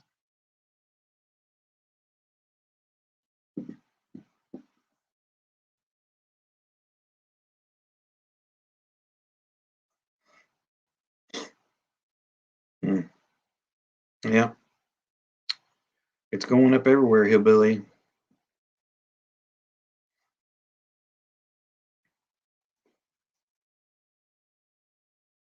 There's a place in the Ozarks that's paying people 10 grand to go move there. I think you got to stay 5 years or something. I can't remember the name of the town, but they're actually paying people 10 grand to move and settle there.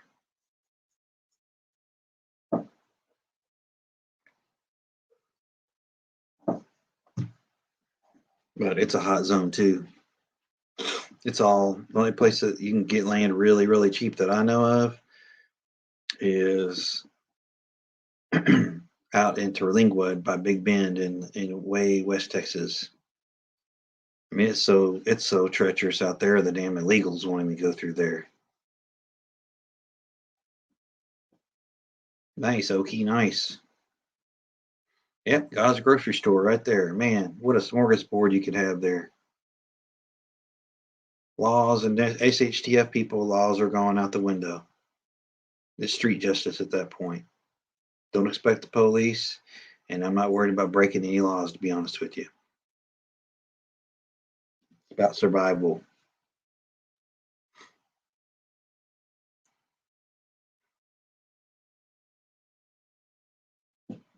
It's really hard to believe in a nation such as ours.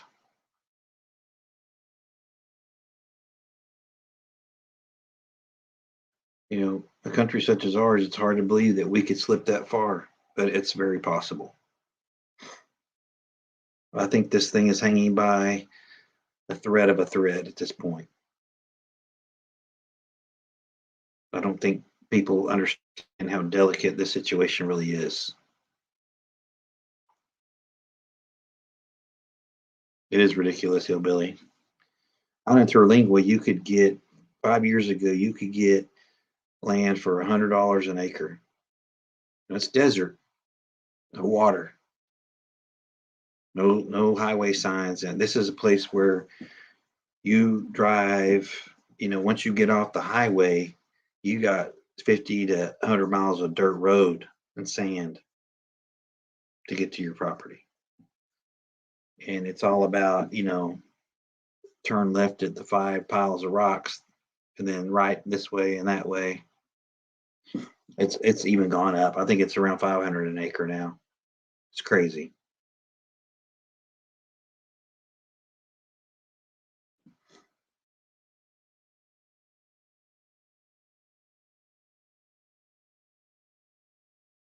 Yep, exactly, Lisa. I was going to mention that a minute ago. I'm glad you brought it up. Yeah, and he's a Pastor Joe Fox is a straight up dude too. XSF guy, Ranger, squared away dude.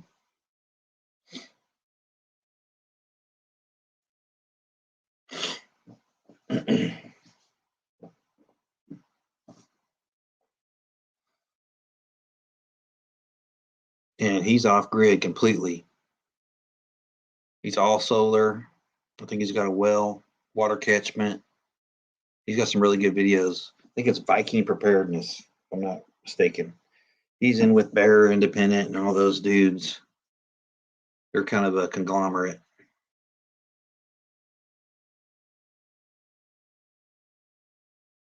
Huh. Get out that checkbook, Lee, and make a move, son. I'd be down. They better buy it before the Chinese do.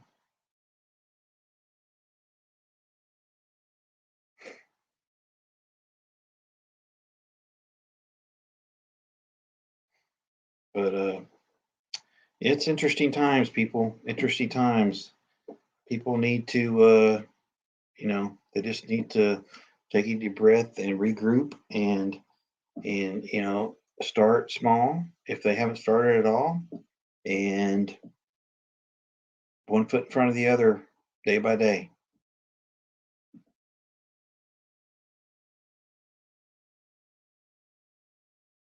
Hey, Bob. Man, I don't know. I've been trying to keep up with everything else. It wouldn't surprise me if that fool did that.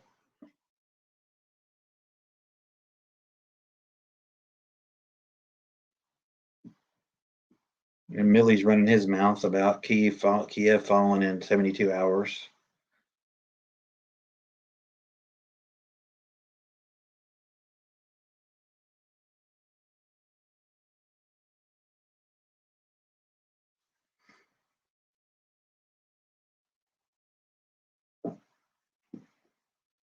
$29 billion. All right.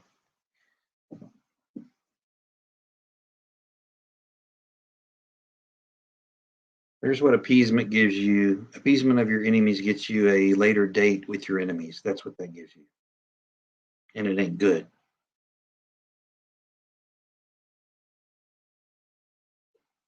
And you can just go ahead and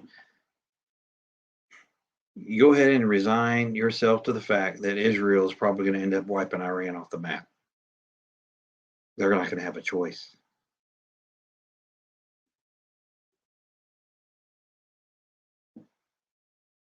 We're certainly the only friend they got in Israel, but when we're not even a full-time friend, we're a part-time friend.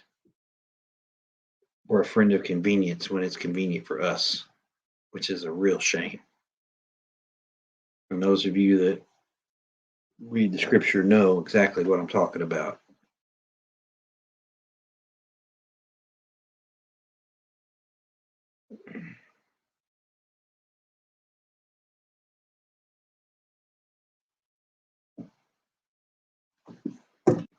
Israel's got a real problem on their hands. And they're getting woke too at their political level.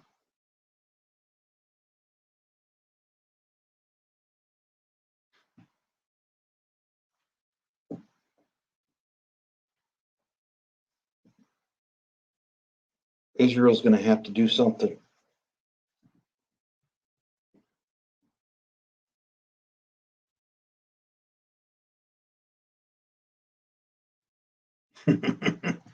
Yeah, Simon, I can ship you all the prickly pears you need for that liquor you're trying to make.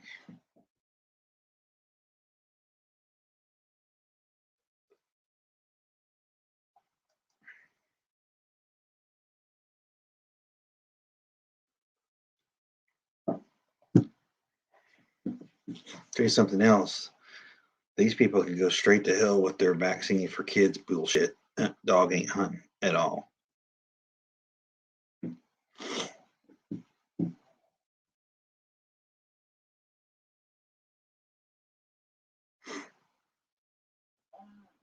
It's a damn shame. I'm afraid that, at this point in this country, there's finally more people that don't care about freedom than there are that do. Mm-hmm. I know where that is, out past Lubbock. That's a tough country there, Okie. Tough people out there.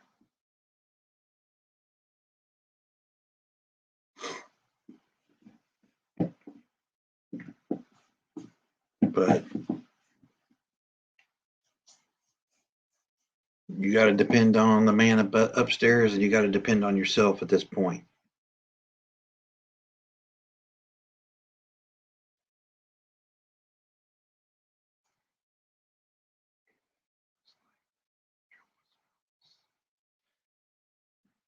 Well,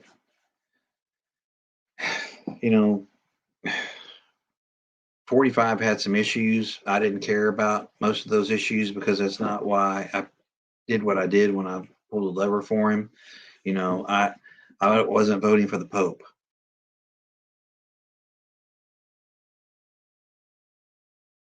Orders title: U.S. restores sanctions waiver to Iran with nuclear talks.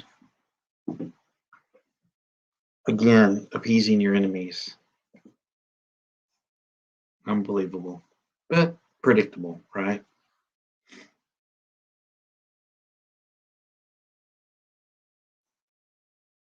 So here's poor Israel again, at the mercy of America.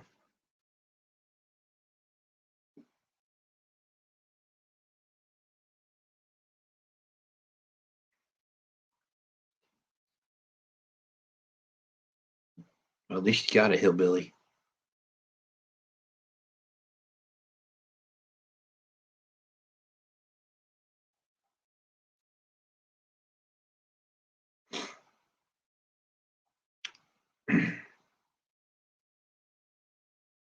Again, it's amateur hour in DC. Okay, if you people got to realize, the old days of us being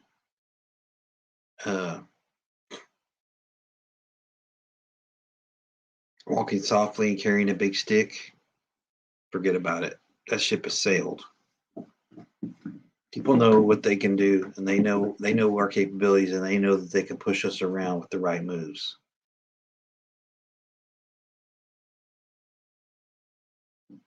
I'm telling you, these people are dangerous and they're amateurish. We won't do anything if you just do this. It's like making a deal with a child. Bad move.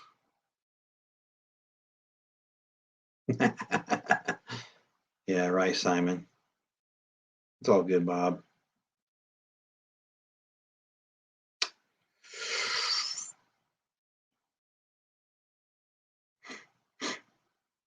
Put a bunch of amateurs. But with the people in uniform, it's a risk they're willing to take. What else is new? But all I can do is tell you to do the things that you know that you need to do.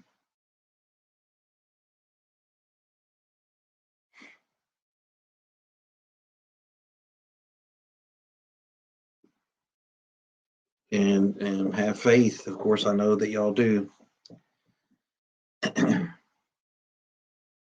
I'm quite sure I know that I'm going to the right place when I die, but it might take them a while to get to me. So I want to be prepared as long as I can.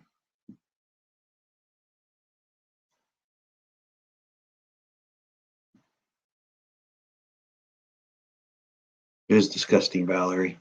You're right.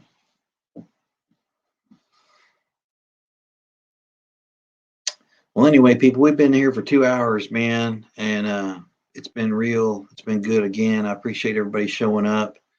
I know that people have probably had a stressful day and then a stressful evening catching all this, crappy news as usual for an inept government that's willing to put us on the line due to their amateurism. But it is what it is, and we're preparing, ourselves for life without them. Is the way I'm looking at it. And again, I'm not looking for trouble. Don't want any trouble. But if you're looking some, I'll give you some.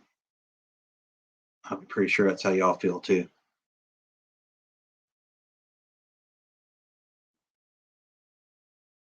Yeah, we'll do it again. We do it. I'm going to start doing them every few days, I think, Lisa, because it's interesting topics and interesting people, and we got to keep, even if we can reach one person and get them, on the straight and narrow, and get with this prepping thing, the better off they're going to be, and they can pass it on. It's a compounding effect, and I think that we got to help each other out and learn from each other, and I include myself in that too.